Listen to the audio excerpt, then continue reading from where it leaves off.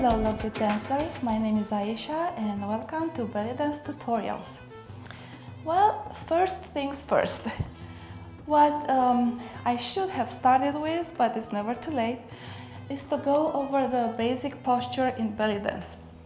If you are a beginner, well, this is your lucky day because I will break it down into very fine details of that. If you are more intermediate or advanced, it's probably a good idea to watch this because you may find new ways about how to control your body posture. It's very important in belly dance, as in any form of dance, to start with a good body posture because not only it will make you look better when we dance, but it makes it safer for you. So it saves you from getting any pains or injuries. So it will keep you on the stage for longer.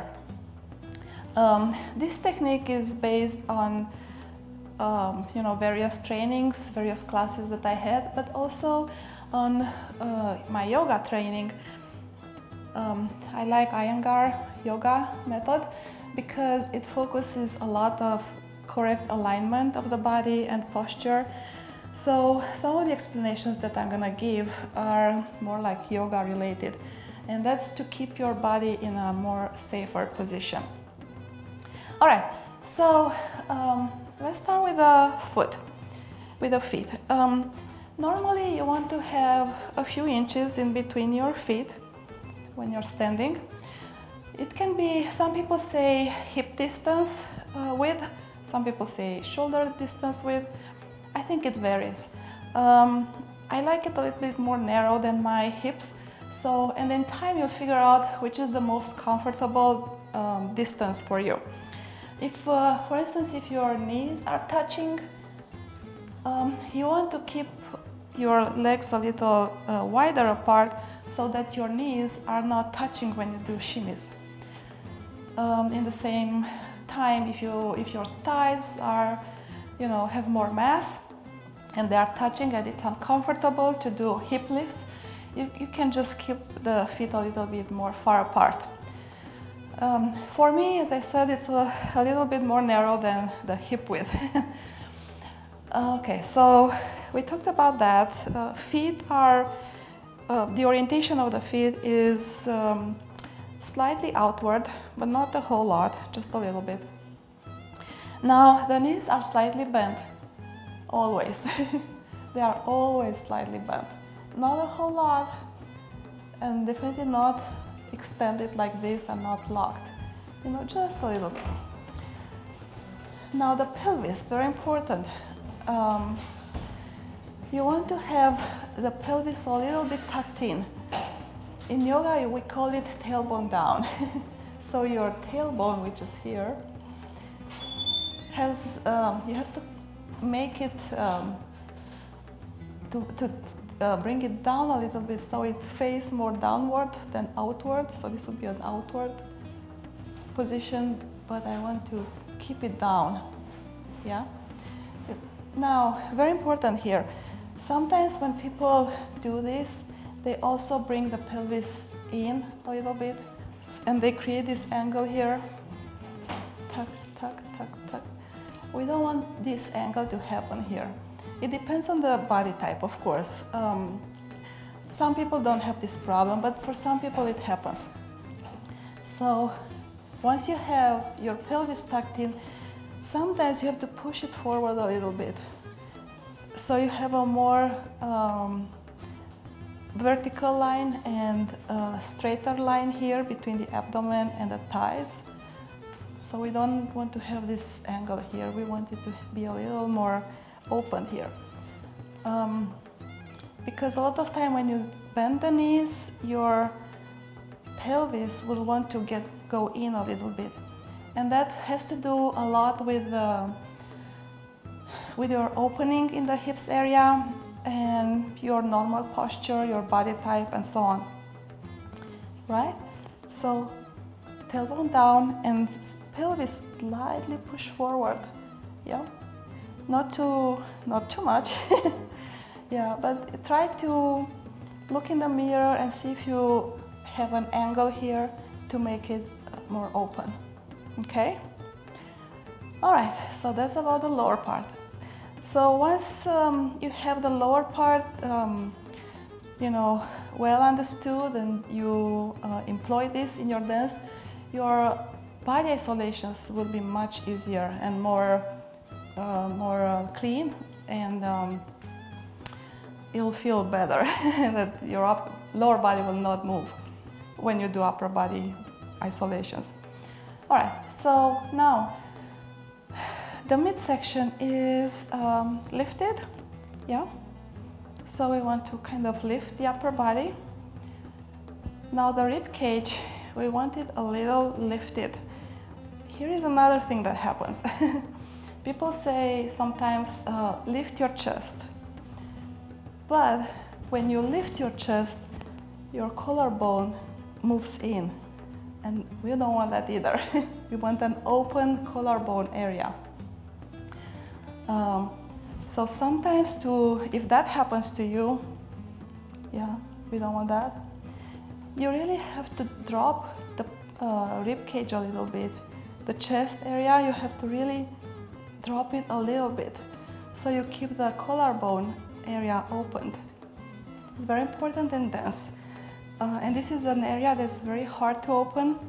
If you had training in ballet or gymnastics or things like that, you probably have a very good upper chest opening from the cambre exercises.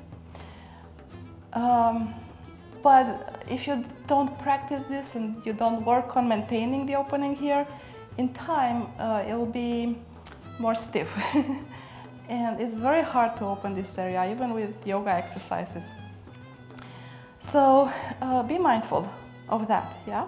So it's not just the chest lifted, but it's also, you will also want to open the collarbone area, okay? Shoulders, of course, move back and down, roll back. And arms are usually in a diagonal orientation. They are definitely in front of the shoulder. You don't want the arms to be even perpendicular with your body or behind your body line here. It has to be a little bit in front of that. And again, that depends on your body type. How much you have to play with that and see what feels comfortable for you, what looks good on you. And the arm is below the shoulder level most of the time. Of course, elbows are slightly bent, but they are looking toward the back, yeah? We don't want the elbows down here, with some exceptions that I talked about in the past. We want the elbows to face the back of the room, so they are lifted. And then the palms and hands, I like a little bit of energy here, a little bit of lift in the palms area. But sometimes we get tired, so we could switch between different palms positions, just horizontal like that, or even more relaxed like this. It's a very Egyptian hand position. Now, of course, the the neck is long and the chin is slightly down, yeah? So it's not here, just slightly down. More of an horizontal chin level, yeah? Okay, so imagine that you balance something on your head, and you can even try, like a yoga block or a book, put it on the top of your head, and your head will naturally go in this position with the chin slightly down. And that's our basic posture, basically, of the neck and head. All right? Basic posture.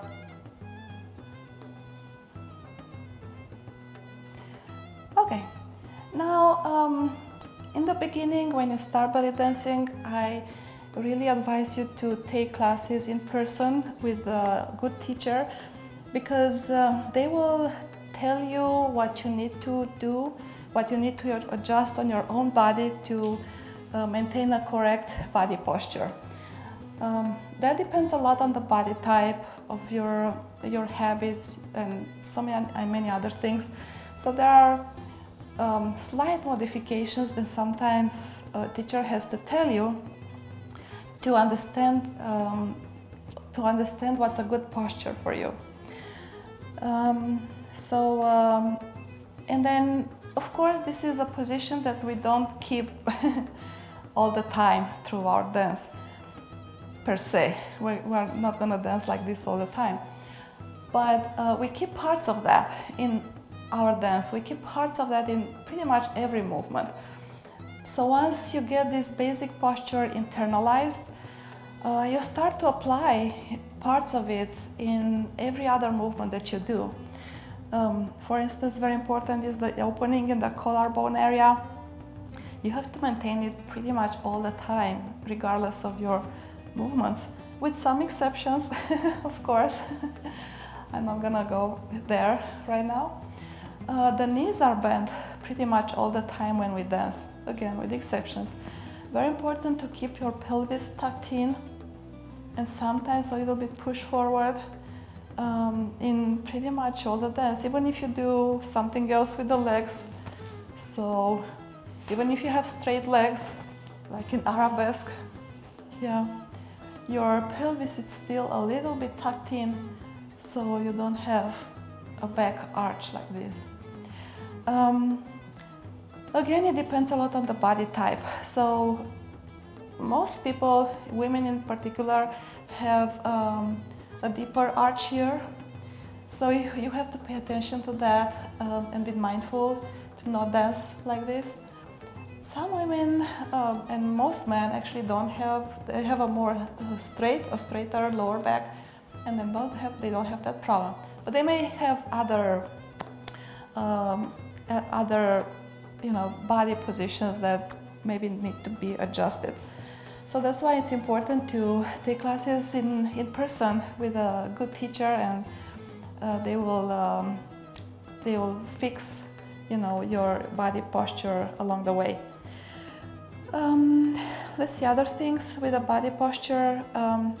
Yeah, I can tell you from my own experience that when I first started belly dance, maybe for several years, I used to have body pains, like pains in my lower back after classes, after just 1 hour class, let alone after a 2-hour workshop.